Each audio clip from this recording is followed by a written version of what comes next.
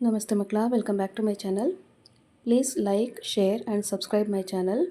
ಮಕ್ಕಳ, ಇವತ್ತು ನಾವು 7ನೇ ತರಗತಿ ಕನ್ನಡದಲ್ಲಿ FA2 ಅಥವಾ ದ್ವಿತೀಯ ರೂಪಣಾತ್ಮಕ ಮೌಲ್ಯಮಾಪನ ಇದಕ್ಕೆ ಸಂಬಂಧಪಟ್ಟಂತಹ LBA ಆಧಾರಿತ ಮಾದರಿ ಪ್ರಶ್ನೆ ಪತ್ರಿಕೆಯನ್ನು ನೋಡ್ತಾ ಹೋಗೋಣ. ಫಸ್ಟ್ ಹೆಡಿಂಗ್ ನೋಡಿ ಮಕ್ಕಳ, ಕೆಳಗಿನ ಪ್ರಶ್ನೆಗಳಿಗೆ ಸೂಕ್ತವಾದ ಉತ್ತರವನ್ನು ಆರಿಸಿ ಬರೆಯಿರಿ. ಇಲ್ಲಿ ಒಟ್ಟು 3 ಪ್ರಶ್ನೆಗಳಿರುತ್ತೆ ಮಕ್ಕಳ. ಸರಿಯಾದ ಉತ್ತರವನ್ನು ಬರೆದ್ರೆ ತಲಾ 1 ಅಂಕ ಸಿಗುತ್ತೆ. ಪ್ರಶ್ನೆ 1, ಹಿಲ್ಟನ್ ಹೆಡ್ ಎಂಬುದು ಅಟ್ಲಾಂಟಿಕ್ ಸಾಗರದಲ್ಲಿರುವ ಒಂದು ಡ್ಯಾಶ್. ಆಯ್ಕೆಗಳು: ಪರ್ವತ, ದ್ವೀಪ, ನದಿ ಹಾಗೂ ಕಣಿವೆ.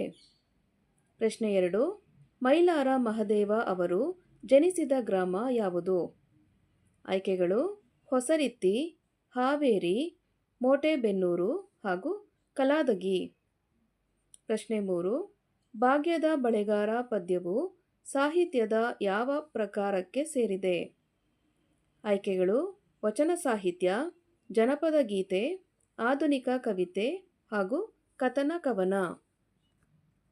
ನೆಕ್ಸ್ಟ್ ಹೆಡಿಂಗ್ ನೋಡಿ ಮಕ್ಕಳ, ಸೂಕ್ತ ಪದಗಳಿಂದ ಬಿಟ್ಟ ಸ್ಥಳವನ್ನು ಭರ್ತಿ ಮಾಡಿ. ಇಲ್ಲೂ ಸಹ ನಿಮಗೆ 3 ಪ್ರಶ್ನೆಗಳಿರುತ್ತೆ. ಸರಿಯಾದ ಉತ್ತರವನ್ನು ಬರೆದ್ರೆ ತಲಾ 1 ಅಂಕ ಸಿಗ್ತಾ ಹೋಗುತ್ತೆ ಮಕ್ಕಳ. ಪ್ರಶ್ನೆ 4, ಮೈಲಾರ ಮಹದೇವ ಅವರ ತಾಯಿ ಡ್ಯಾಶ್ ಒಬ್ಬ ಪ್ರಸಿದ್ಧ ದೇಶಪ್ರೇಮಿಯಾಗಿದ್ದರು. ಪ್ರಶ್ನೆ 5, ವಚನಗಳ ಭಾವಸಂಗಮ ಪದ್ಯದಲ್ಲಿ ಶಿವಶರಣೆ ಸತ್ಯಕ್ಕ ಅವರ ವಚನಗಳ ಅಂಕಿತ ನಾಮ ಡ್ಯಾಶ್. ಪ್ರಶ್ನೆ 6, ಹಿಲ್ಟನ್ ಹೆಡ್ನಲ್ಲಿ ಪರಿಸರ ಚಳುವಳಿಯ ನೆನಪಿಗಾಗಿ ರಕ್ಷಿಸಿ ಇಡಲಾದ ಐತಿಹಾಸಿಕ ಮರವನ್ನು ಡ್ಯಾಶ್ ಓಕ್ ಮರ ಎನ್ನುತ್ತಾರೆ. ನೆಕ್ಸ್ಟ್ ಹೆಡಿಂಗ್ ನೋಡಿ, ಕೆಳಗಿನ ಪ್ರಶ್ನೆಗಳಿಗೆ ಒಂದೊಂದು ವಾಕ್ಯದಲ್ಲಿ ಉತ್ತರಿಸಿ. ಮಕ್ಕಳ, ಇಲ್ಲಿ ಒಟ್ಟು 4 ಪ್ರಶ್ನೆ ಇರುತ್ತೆ. ಸರಿಯಾದ ಉತ್ತರವನ್ನು ಬರೆದ್ರೆ ತಲಾ 1 ಅಂಕ ಸಿಗ್ತಾ ಹೋಗುತ್ತೆ ನಿಮಗೆ. ಪ್ರಶ್ನೆ 7, ಭಾಗ್ಯದ ಬಳೆಗಾರ ಪದ್ಯದ ಪ್ರಕಾರ ಹಡೆದವನಿಗೆ ಯಾವ ಬಣ್ಣದ ಬಳೆಗಳೆಂದರೆ ಬಲು ಆಸೆ. ಪ್ರಶ್ನೆ 8, ಮೈಲಾರ ಮಹದೇವ ಅವರು ಬ್ರಿಟಿಷರ ವಿರುದ್ಧದ ಚಳುವಳಿಯಲ್ಲಿ ಭಾಗವಹಿಸಿ ಯಾವ ಜೈಲಿನಲ್ಲಿ ಇದ್ದಾಗ ಗಾಂಧೀಜಿಯವರು ಭೇಟಿ ನೀಡಿ ಪ್ರೋತ್ಸಾಹಿಸಿದರು. ಪ್ರಶ್ನೆ 9, ಹಿಲ್ಟನ್ ಹೆಡ್ ದ್ವೀಪಕ್ಕೆ ರಸ್ತೆಯ ಮೂಲಕ ತಲುಪಲು ಎಷ್ಟು ಲೇನುಗಳ ಭಾರೀ ಸೇತುವೆ ಇದೆ? ಪ್ರಶ್ನೆ 10, ಜೇಡರ ದಾಸಿಮಯ್ಯನವರ ವಚನಗಳ ಅಂಕಿತನಾಮ ಯಾವುದು? ನೆಕ್ಸ್ಟ್ ಹೆಡಿಂಗ್ ನೋಡಿ ಮಕ್ಕಳ, ಕೆಳಗಿನ ಪ್ರಶ್ನೆಗಳಿಗೆ 2 ಅಥವಾ 3 ವಾಕ್ಯಗಳಲ್ಲಿ ಉತ್ತರಿಸಿ. ಮಕ್ಕಳ, ಇಲ್ಲಿ ಒಟ್ಟು 3 ಪ್ರಶ್ನೆಗಳಿರುತ್ತೆ. ಸರಿಯಾದ ಉತ್ತರಕ್ಕೆ ತಲಾ 2 ಅಂಕಗಳು ಸಿಗ್ತಾ ಹೋಗುತ್ತೆ ನಿಮಗೆ. ಪ್ರಶ್ನೆ 11, ಬಳೆಗಾರನಿಗೆ ತವರು ಮನೆಗೆ ಹೋಗಲು ಹೆಣ್ಣು ಮಗಳು ಯಾವ ದಾರಿಯ ಗುರುತುಗಳನ್ನು ಹೇಳುತ್ತಾಳೆ?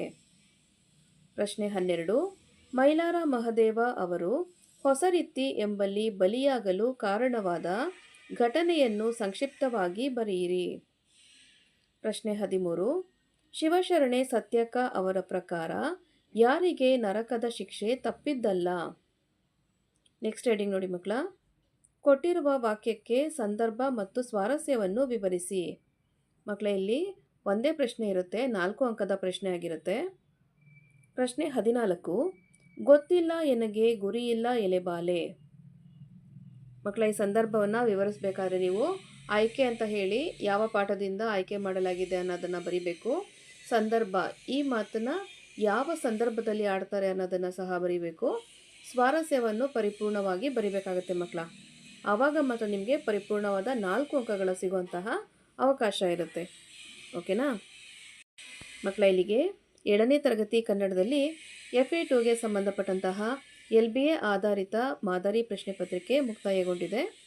ಈ ವಿಡಿಯೋ ನಿಮಗೆ ಇಷ್ಟ ಆದಲ್ಲಿ ದಯವಿಟ್ಟು ನಮ್ಮ ಚಾನಲ್ನ ಲೈಕ್ ಮಾಡಿ, ಶೇರ್ ಮಾಡಿ, ಸಬ್ಸ್ಕ್ರೈಬ್ ಮಾಡಿಕೊಂಡು ನಾವು ಹಾಕುವಂಥ ಎಲ್ಲ ವಿಡಿಯೋವನ್ನು ನೋಡ್ತಾ ನಮ್ಮನ್ನು ಎನ್ಕರೇಜ್ ಮಾಡ್ತಾ ಹೋಗಿ ಮಕ್ಕಳ. Thank you for watching. Bye bye.